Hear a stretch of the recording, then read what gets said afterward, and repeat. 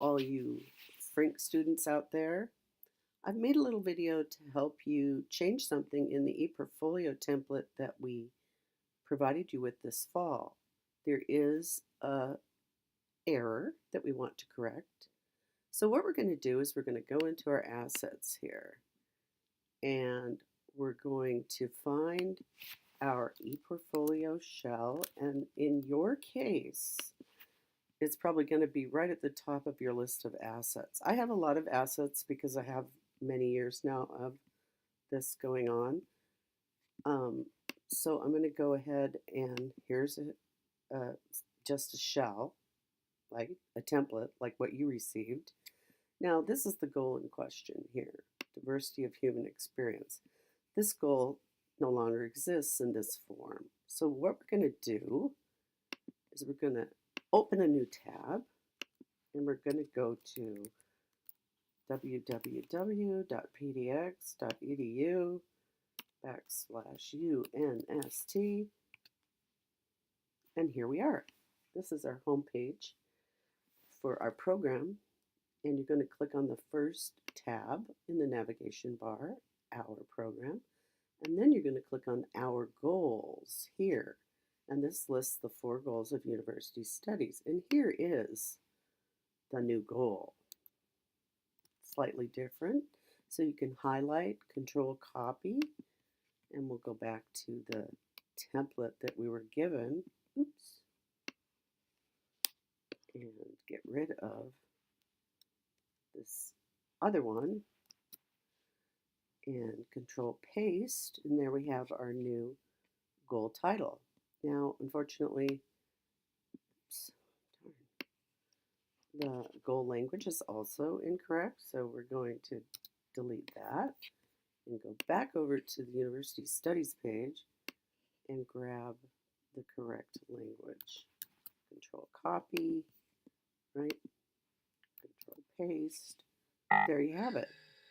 You're probably also going to want to change this language here to the correct.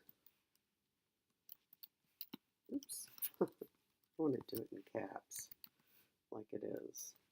You can always change that if you don't like it that way.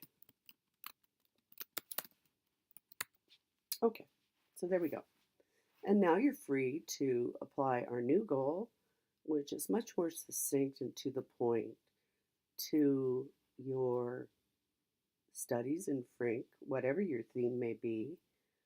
In my Portland Frinq, we have studied how, in the fall term, how Portland came to be as a city. So looking back historically at Portland, and at the end of the term relating it to what we might be seeing today.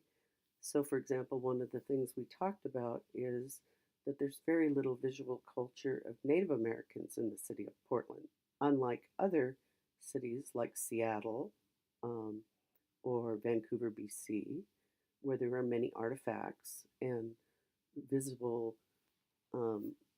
signs of Native American culture. That's not the case here in Portland. And so we asked why, and we looked at that, and we talked about that most of the historical narrative about Portland is about white men and what they did. But the narratives of Native Americans and many other people of color no longer exist here to a great extent. And we talked about why that's true. For example, the state of Oregon, the Oregon Territory before it, was envisioned as a white Eden situation, sort of a white paradise, right? So therefore, people of color were not welcome here.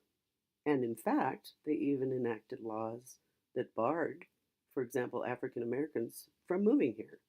They were removed from the territory if they tried to come here.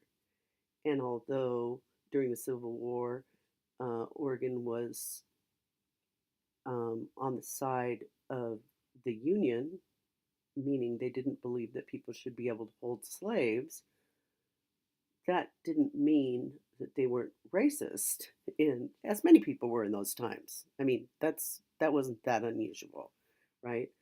Um, but they didn't believe that uh, so-called Negroes should be allowed to live in Oregon. It should be, the domain of white men.